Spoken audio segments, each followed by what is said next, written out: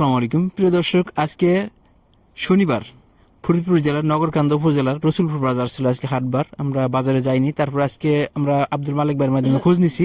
যেহেতু পাটের বাজার গরম, দাম প্রতিদিনই বাড়ছে। আজকেও পাটের জন্য অত্যন্ত ভালো একটা সুখবর।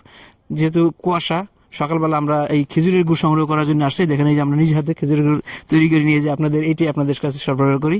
আমরা বাজারে যাইতে পারিনি, তবে একটা আপডেট নিয়েছি মালিক ভাইয়ের মাধ্যমে। মালিক ভাই বলছে যে পাটের আমদানি কম, তবে পাটের দাম প্রতিদিন যেভাবে বাড়তেছে আসলে স্টক ব্যবসায়ীদের জন্য অত্যন্ত চমৎকার সুখবর, এবং যারা কৃষক অল্প কিছু পাট রাখছে তাদের জন্য সুখবর।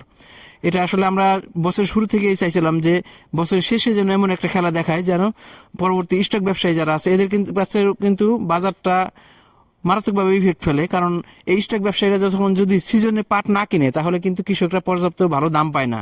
কিন্তু সেই শেষ সময় এসে হলে স্টক ব্যবসায়ীদের জন্য একটা সুখবর আসছে এবং আসতে চলছে, দিন দিন যাচ্ছে। স্টক ব্যবসায়ীদের জন্য একটা ভালো সুখবর আসছে যে বিশেষ করে যারা অল্প কিছু পাট ঘরে রাখছিল বা বড় বড় কৃষক বা যারা স্টক ব্যবসায়ী ছিল তারাও কিন্তু এই সুযোগটা কাজে লাগাইতে পারবে, এবং ভবিষ্যতে সামনে যখন পাটের আমদানি বাড়বে বা উৎপাদন বাড়বে তখন কিন্তু এই স্টক ব্যবসায়ীরা কৃষকদের জন্য একটা ভালো সুযোগ নিয়ে আসবে। প্রিয় দর্শক, আজকে আমরা পাটের বাজার দেখছি, সর্বোচ্চ অ্যাভেলেবেল হচ্ছে 4500 টাকা, মানে 4500 টাকা। তার মানে বলা গেল যে ভালো কোয়ালিটি পাট হলে বা এসে 4500 প্লাস আছে।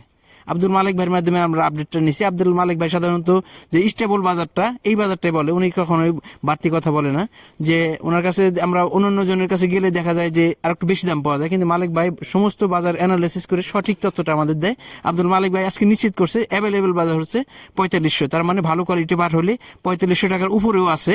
তো আমরা যেহেতু অ্যাভেলেবেল বাজারটা, আর যদি 4550 বা 4600 থাকতে পারে, আমরা ওই বাজারটা বলি না, আমরা অ্যাভেলেবেল বাজারটাই বললাম। 4500 পর্যন্ত আছে। প্রিয় দর্শক, এই যে এই পাটের বাজার বা পেঁয়াজের বাজার আমরা বলি, কিন্তু এই যে সারের যে অতিরিক্ত একটা দাম, যখন দাম বাড়ে অনেকেই কিন্তু বলে কেন দাম বেশি, পেঁয়াজের দাম বেশি কেন, পাটের দাম বেশি কেন। কিন্তু এর সাথে সংশ্লিষ্ট যে সার নিয়ে কিন্তু আমরা নিয়মিত কথা বলছি।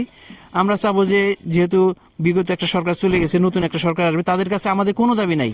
কৃষকদের জন্য একটাই দাবি, কৃষকরা ফসল উৎপাদন করবে ন্যায্য মূল্যে। আসলে এই পাট কিন্তু 4500 টাকা 5000 টাকা হওয়ার দরকার নাই। পাটের ন্যায্য মূল্য যেটা, উৎপাদনের সাথে সংশ্লিষ্ট যে পণ্যগুলো, সার, ওষুধ, কীটনাশক, অন্যান্য যে আনুষঙ্গিক জিনিসগুলো যদি সরবরাহ সঠিকভাবে পাই, তাহলে কিন্তু আমরা পাট ওই 3000 টাকা 3500 টাকা বিক্রি করলে লাভ হয়। কিন্তু দেখা যায় যে সার আর ওষুধের যে দাম, দেখা যায় 1100 টাকা সার 1700-1800 টাকা বিক্রি হচ্ছে, তাহলে লাভ কি? দ্বিগুণ হয়ে গেছে সারের দাম। এখন আপনি 2500 টাকার পাট যখন 5000 টাকা হয়ে যায় তখন কিন্তু সবার নজরে চলে আসে। 2500 টাকার পেঁয়াজ যখন 5000 টাকা হয়ে যায় সবার নজরে আসে। আমরা চাই সারের সরবরাহ, ওষুধের সরবরাহ এবং আনুষঙ্গিক যে জিনিসগুলো, এগুলো সরবরাহ স্বাভাবিক থাক এবং কৃষক ন্যায্য মূল্যে পাক। তাহলেই পণ্যের মূল্য কম হলেও শুধু আসলে পাট আর পেঁয়াজ না, আমাদের যত প্রকার কৃষি পণ্য আছে সমস্ত পণ্য কিন্তু উৎপাদনের সাথে এই বিষয়গুলো জড়িত। যখন সবগুলো পণ্যের দাম বেড়ে যায়, সরবরাহের ঝামেলা হয় বা একটা বিশৃঙ্খলা তৈরি হয়, আসলে আমার কাছে মনে হয়েছে যে কিছু লোক ইচ্ছাকৃতভাবে একটা শেষ সময় এসে একটা বিশৃঙ্খলা তৈরি করার চেষ্টা করছে সার অন্যান্য বিষয়ে।